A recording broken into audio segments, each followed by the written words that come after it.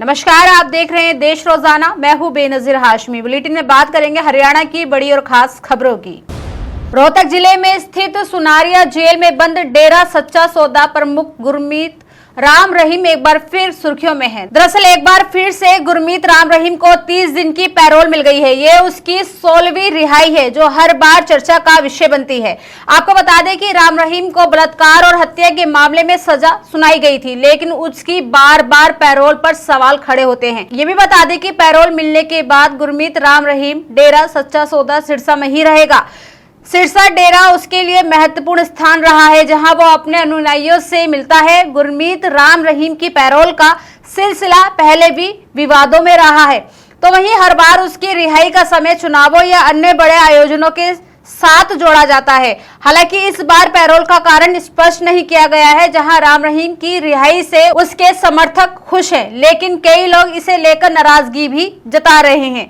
Social media पर उसकी payroll को लेकर बहस छिड़ गई है। कुछ लोग इसे कानून का दुरुपयोग मानते हैं, जबकि डेरा समर्थक इसे उनके गुरु की वापसी के रूप में देखते हैं। आपको बता दें कि ये पैरोल 30 दिनों तक चलेगी, जिस दौरान राम रहीम सिरसा में ही रहेगा।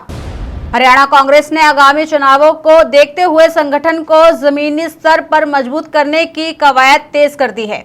बता दें कि प्रदेश कांग्रेस अध्यक्ष राव नरेंद्र सिंह के नेतृत्व में 26 और 27 मई को चंडीगढ़ स्थित प्रदेश मुख्यालय में जिला कांग्रेस कमेटियों डीसीसी के अध्यक्षों की बड़ी समीक्षा बैठक आयोजित की जाएगी। पार्टी इसे संगठन सृजन अभियान का अहम चरण मान रही है। दरअसल इस बैठक में जिला अध्यक्षों के कामकाज, बूथ स्तर पर संगठन की सक्रियता, जनसंपर्क गतिविधियों और संगठन विस्तार की स्थिति का विस्तृत आंकलन किया जाएगा। कांग्रेस नेतृत्व का फोकस आगामी चुनाव से पहले बूथ स्तर तक संगठन को मजबूत करने पर है। जानकारी के अनुसार आज सुबह 10 बजे से ये बैठक शुरू हो चुकी है, जहां पहले दिन 24 जिला अध्यक्षों की समीक्षा की जा रही है, जबकि 27 मई यानी कल को पंचकुला, पानीपत, यमुनानगर, फतेहाबाद, हिसार और सिरसा समेत बाकी जिलों के अध्यक्षों के साथ बैठक की जाएगी। जिला अध्यक्षों को अपने अपने क्षेत्रों में आयोजित कार्यक्रमों और अभियानों की विस्तृत रिपोर्ट लेकर आने के निर्देश दिए गए हैं। सूत्रों के मुताबिक इस पूरे अभियान पर दिल्ली नेतृत्व की भी सीधी नजर रहेगी। हरियाणा मामलों के सह प्रभारी जितेंद्र बघेल और प्रफुल्ल गुडे भी बैठकों में मौजूद रहेंगे। माना जा रहा है कि जिन जिलों में संगठन कमजोर पाया जाएगा, वहां बदलाव या नई रणनीति पर विचार किया जा सकता है। तो वहीं कांग्रेस नेतृत्व का मानना है कि संगठन कार्यकर्ता और जनसंपर्क को मजबूत किए बिना चुनावी सफलता संभव नहीं है, और यही कारण है कि पार्टी अब बूथ स्तर तक सक्रिय नेटवर्क तैयार करने में जुट गई है। दिल्ली हाईकोर्ट के आदेश पर ट्रायल में हिस्सा लेने की छूट के बाद भी रेसलर विनेश फोगाट के जापान में एशियन गेम्स 2026 खेलने की गारंटी नहीं है। दरअसल 19 सितंबर में होने वाले एशियन गेम्स के लिए भेजी गई संभावित खिलाड़ियों की लॉन्ग लिस्ट में विनेश का नाम ही नहीं है। आपको बता दें कि WFI की ओर से इंडियन ओलंपिक एसोसिएशन को भेजी गई लिस्ट में इस रेसलर का नाम नहीं था, और IOC ने यही लिस्ट आगे एशियन ओलंपिक परिषद OCA और जापान की आयोजन समिति को भेजी। ऐसे में अब OCA के रुख पर बहुत कुछ निर्भर करेगा। आपको ये भी बता दें कि दिल्ली हाईकोर्ट ने विनेश की याचिका पर सुनवाई करते हुए 23 मई को फैसला सुनाया था। हाईकोर्ट ने साफ कहा था कि मातृत्व को किसी महिला खिलाड़ी के खिलाफ हथियार नहीं बनाया जा सकता। इसमें विनेश को ट्रायल में हिस्सा लेने की रियायत दी गई थी।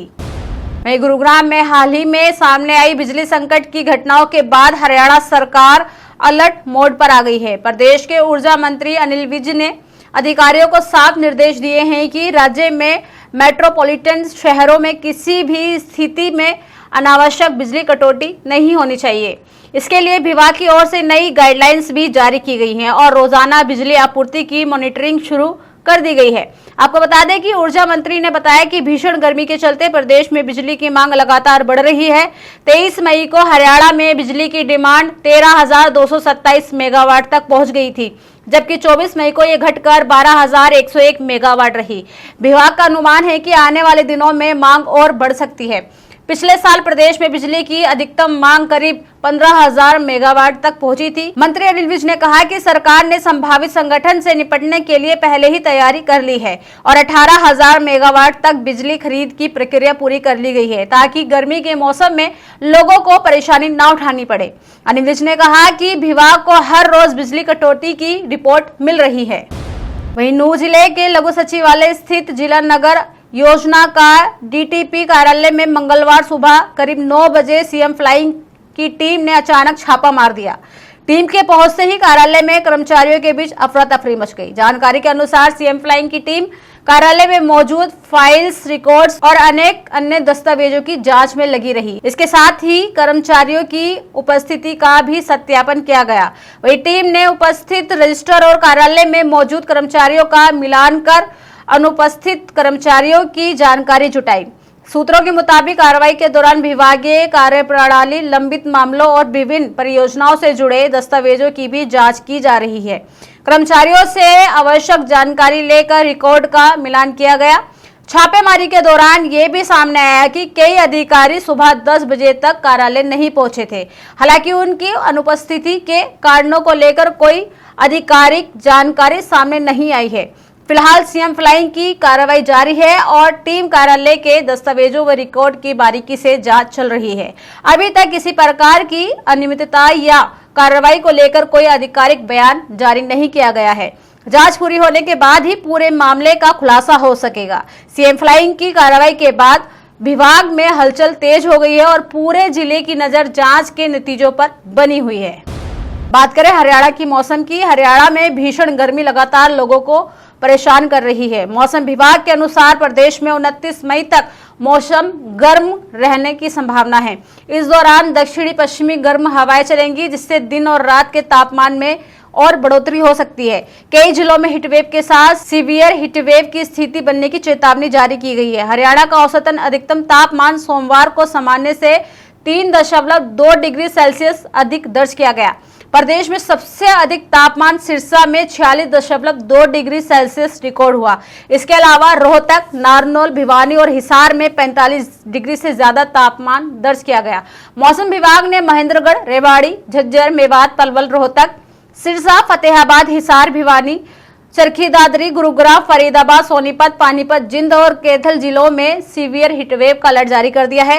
वहीं अंबाला, कुरुक्षेत्र, करनाल, यमुनानगर और चंडीगढ़ में हीटवेव चलने की संभावना जताई गई है। प्रशासन ने लोगों को दोपहर में बाहर निकलने से बचने और पर्याप्त पानी पीने की सलाह दी है।